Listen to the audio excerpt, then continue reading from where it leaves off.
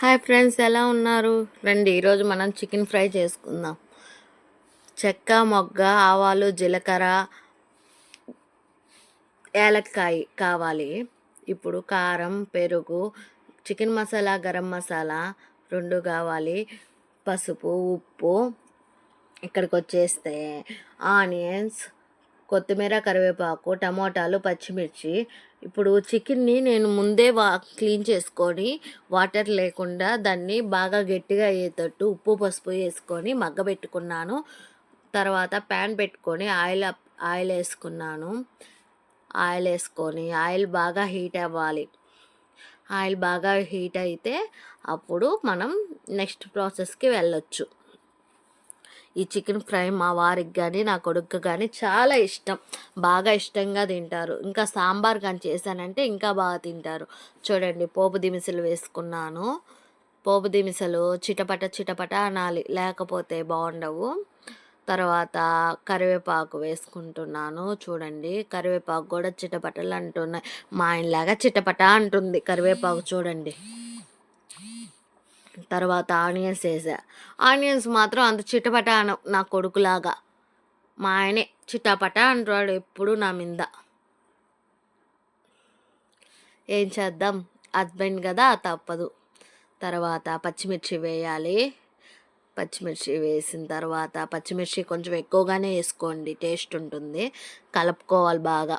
పచ్చిమిర్చి మీ రుచికి తగినంత వేసుకోండి. ఎందుకంటే పచ్చిమిర్చి వల్లే కొంచెం టేస్ట్ వస్తుంది కర్రీ. నేను 1 టమోటా మాత్రమే వేస్తున్నాను. చూడండి, అంటే మాకు కొంచెం కారంగా కావాలి. కొంచెం తీగా కావాలనుకున్న వాళ్ళు ఒక 2-3 వేసుకోవచ్చు. మా వాళ్ళకి మాత్రం కొంచెం కారంగానే కావాలి, కారంగానే తింటారు కాబట్టి నేను 1 టమోటా మాత్రమే వేసుకొని మూత పెట్టుకుంటున్నాను. కలుపుకొని కాసేపు ఆగిన తర్వాత మూత తీసి చూస్తే బాగా మగ్గిపోయింది. తర్వాత ఏగింది, చూడండి, బాగా నీట్గా ఏగింది. ఇప్పుడు అల్లం వెల్లుల్లి పేస్ట్ వేసుకుందాం. ఇందాక అల్లం వెల్లుల్లి పేస్ట్ చెప్పడం మర్చిపోయాను.